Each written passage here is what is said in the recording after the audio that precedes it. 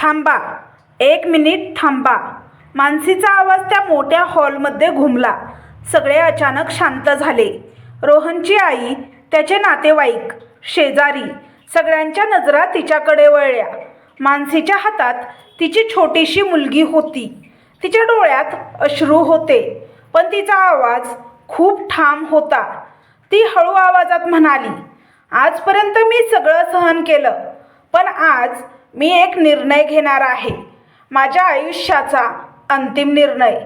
त्या घरात क्षणभर शांतता पसरली. रोहन चिडून म्हणाला, नाटक करू नकोस मानसी. काय निर्णय? मानसी काही बोलली नाही. ती फक्त तिच्या मुलीकडे पाहत होती. आणि त्या क्षणी तिच्या मनात काही वर्षापूर्वीचा दिवस जागा झाला. 3 वर्षापूर्वी मानसीचं आणि रोहनचं लग्न झालं होतं. रोहन शहरात नोकरी करत होता. त्यांचं कुटुंब साधं पण थोडं जुन्या विचारांचं होतं. लग्नाच्या सुरुवातीला सगळं ठीक होतं. रोहनही सुरुवातीला मानसीशी चांगलं वागत होता. पण काही महिन्यांनी घरात एकच विषय सुरू झाला. रोहनची आई वारंवार म्हणायची, आता लवकरात लवकर नातवंडाचं तोंड पाहायचं आहे. मानसी हसून ऐकायची. तिला वाटायचं वेळ आल्यावर सगळं ठीक होईल. काही महिन्यांनी मानसी प्रेग्नेंट असल्याचं कळलं. त्या दिवशी घरात आनंदाचं वातावरण होतं. पण त्या आनंदामध्येही एक गोष्ट सतत बोलली जात होती, यावेळी मुलगाच हवा. मानसी शांतपणे सगळं ऐकत होती. तिला त्या गोष्टीचं वाईट वाटायचं, पण ती काही बोलत नव्हती. तिला वाटत होतं, बाळ मुलगा असो किंवा मुलगी, ते माझं बाळ आहे. महिने हळूहळू पुढे सरकत गेले. मानसी काळजीपूर्वक स्वतःची आणि बाळाची काळजी घेत होती.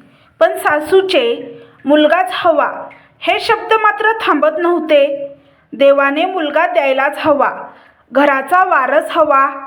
मानसी हसून विषय टाळायची, पण तिच्या मनात थोडी भीती निर्माण होत होती. आणि शेवटी तो दिवस आला. मानसीला हॉस्पिटलमध्ये दाखल करण्यात आलं. रोहन आणि त्याची आई हॉस्पिटलच्या बाहेर बसले होते. रोहनची आई बेचैनपणे म्हणाली, देवा, नातूच दे. रोहन काही बोलला नाही. काही तासांनी डॉक्टर बाहेर आले. ते हसून म्हणाले, अभिनंदन, आई आणि बाळ दोघेही ठणठणीत आहेत. रोहनची आई लगेच विचारलं, मुलगा आहे ना?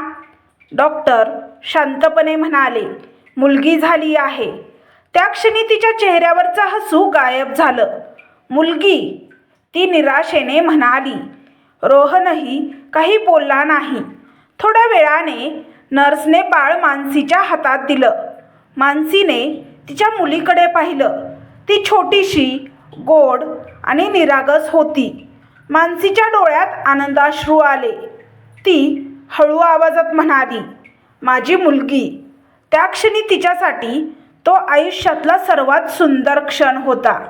पण बाहेरचं वातावरण वेगळंच होतं. रोहनची आई नाराज चेहऱ्याने बसली होती. ती म्हणाली, पहिलंच मूल आणि मुलगी. रोहन शांत होता. काही दिवसांनी मानसी आणि बाळ घरी आले. मानसीला वाटलं होतं की हळूहळू सगळं ठीक होईल, पण तसं झालं नाही.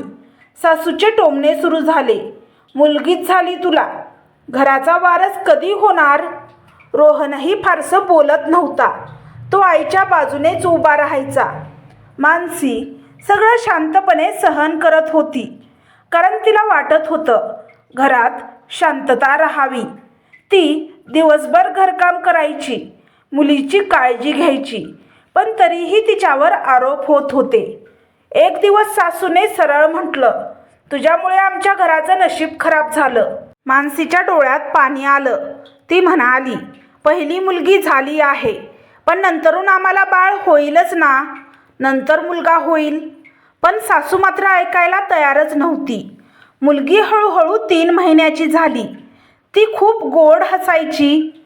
मानसी तिच्यासोबत खेळत असायची, पण सासूला तेही आवडत नव्हतं. ती म्हणायची, खूप लाड करू नकोस, मुलगीच आहे. मानसीच्या मनाला ते शब्द खूप लागायचे. एक दिवस संध्याकाळी रोहन घरी आला. तो थोडा चिडलेला दिसत होता. सासू लगेच म्हणाली, तुझ्या बायकोमुळे आपल्या घराचं भविष्य अंधारात गेलं आहे.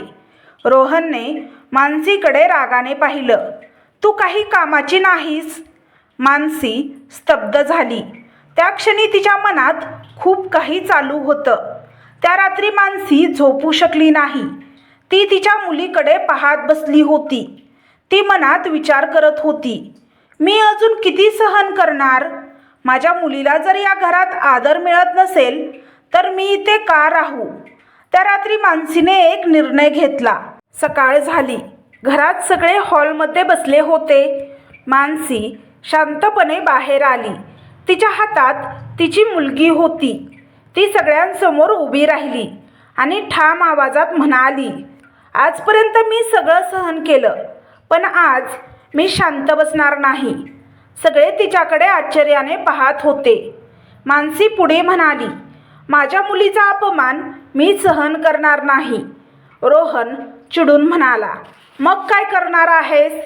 मानसीने शांतपणे उत्तर दिलं, मुलगी असणे हा दोष नाही, अभिमान आहे. घरात शांतता पसरली. ती पुढे म्हणाली, जर या घरात माझ्या मुलीला आदर मिळत नसेल तर मला इथे राहायचं नाही. मानसीने तिची बॅग उचलली. रोहन तिला थांबवायला पुढे आला नाही. ती दाराकडे वळली आणि त्या घरातून बाहेर पडली. त्या दिवशी मानसीने तिच्या आयुष्याचा अंतिम निर्णय घेतला होता. पण तिला अजून माहीत नव्हतं की तिची ही छोटीशी मुलगी एक दिवस इतकी मोठी होईल की तिचं जग तिचं नाव अभिमानाने घेईल. मानसी त्या दिवशी तिच्या मुलीला घेऊन सासरच्या घरातून बाहेर पडली. तेव्हा तिच्या मनात भीती नव्हती, पण एक मोठी जबाबदारी होती. तिच्या हातात तिची 3 महिन्याची छोटीशी मुलगी होती. ती थेट माहेरी आली. दरवाजा उघडताच तिची आई चकित झाली. मानसी, अचानक कशी आलीस? मानसीच्या डोळ्यात पाणी आलं. ती काही बोलली नाही, फक्त आईच्या मिठीत जाऊन रडू लागली.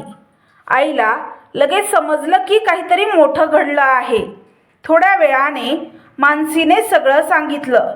सासूचे टोमणे, रोहनचा थंडपणा आणि मुलगी झाल्यामुळे होणारा अपमान. मानसीचे वडील शांतपणे सगळं ऐकत होते. शेवटी ते म्हणाले, बाळा, तू योग्य निर्णय घेतलास. मुलीचा अपमान सहन करणं चुकीचं आहे. त्या दिवसापासून मानसीने तिच्या आयुष्याची नवीन सुरुवात केली. काही दिवसांनी रोहनकडून फोन आला. तो थंड आवाजात म्हणाला, आपण कोर्टात जाऊन घटस्फोट घेऊया. मानसी काही क्षण शांत राहिली. तिला आधीच माहीत होतं की हा दिवस येणार. ती शांतपणे म्हणाली, ठीक आहे. काही दिवसांनी दोघे कोर्टात भेटले. कोर्टाच्या बाहेर मोठा हॉल होता. अनेक लोक त्यांच्या केससाठी तिथे बसले होते. रोहन तिथे उभा होता. त्याच्या चेहऱ्यावर अजूनही अहंकार होता. मानसी तिच्या मुलीला हातात घेऊन तिथे आली. रोहनने एक नजर तिच्याकडे टाकली. तो थोड्या तुच्छतेने म्हणाला, तुझ्याकडे अजून वेळ आहे. परत यायचं असेल तर. मानसीने शांतपणे त्याच्याकडे पाहिलं. परत कुठे? रोहन चिडून म्हणाला, माझ्या घरी. मानसी हलकसं हसली.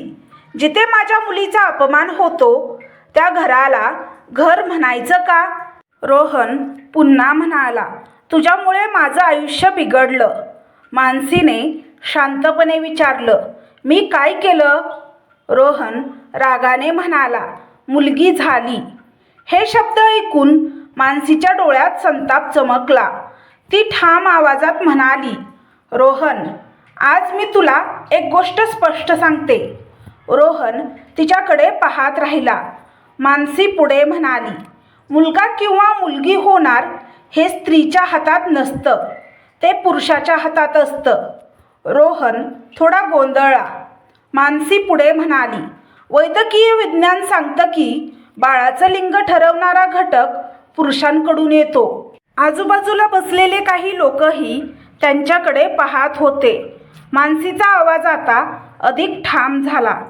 म्हणजे जर मुलगी झाली असेल तर त्याला जबाबदार तू आहेस, मी नाही. रोहन स्तब्ध झाला. त्याच्याकडे उत्तर नव्हतं. मानसी पुढे म्हणाली, आणि दुसरी गोष्ट, मुलगी होणं काही वाईट नाही. ती तिच्या मुलीकडे प्रेमाने पाहत म्हणाली, ही माझी मुलगी आहे, माझा अभिमान आहे. मानसीने थेट रोहनच्या डोळ्यात पाहिलं. तूही एका मुलीच्या पोटातून जन्म घेतला आहेस. रोहन शांत झाला. मानसी पुढे म्हणाली, तुला मुलगा देणारीही एक मुलगीच असेल. ती थोडं थांबली. पण दुर्दैवाची गोष्ट म्हणजे तू स्त्रीचा सन्मान करायला शिकलाच नाहीस. रोहनचा चेहरा उतरला. त्याला पहिल्यांदाच जाणवत होतं की मानसी आज वेगळी बोलत आहे. आज ती घाबरलेली नव्हती, ती ठाम होती. तेवढ्यात वकिलांनी त्यांना आत बोलावलं. दोघे न्यायाधीशांसमोर उभे राहिले. न्यायाधीशांनी विचारलं, तुम्हाला खात्री आहे की तुम्ही दोघे घटस्फोट घ्यायचा निर्णय घेतलाय? रोहन लगेच म्हणाला, हो. न्यायाधीशांनी मानसीकडे पाहिलं. तुम्हाला काही सांगायचं आहे का? मानसी काही क्षण शांत राहिली. मग ती म्हणाली, मला फक्त एवढंच सांगायचं आहे की मी हा निर्णय माझ्या स्वाभिमानासाठी घेत आहे. न्यायाधीश शांतपणे ऐकत होते. मानसी पुढे म्हणाली, ज्या घरात मुलगी जन्माला येणं पाप समजलं जातं त्या घरात मी माझ्या मुलीला वाढवू शकत नाही. कोर्टात पुन्हा शांतता पसरली. काही वेळाने न्यायाधीशांनी घटस्फोट मंजूर केला.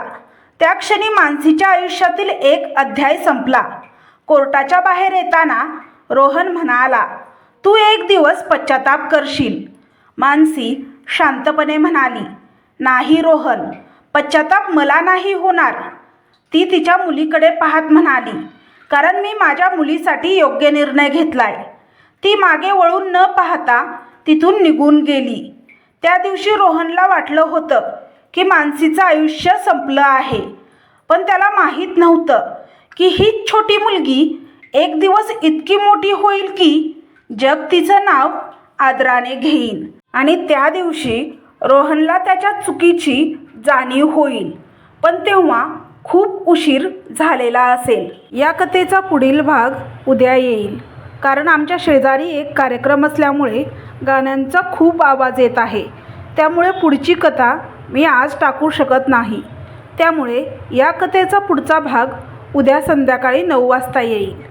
व्हिडिओ पाहिल्याबद्दल धन्यवाद.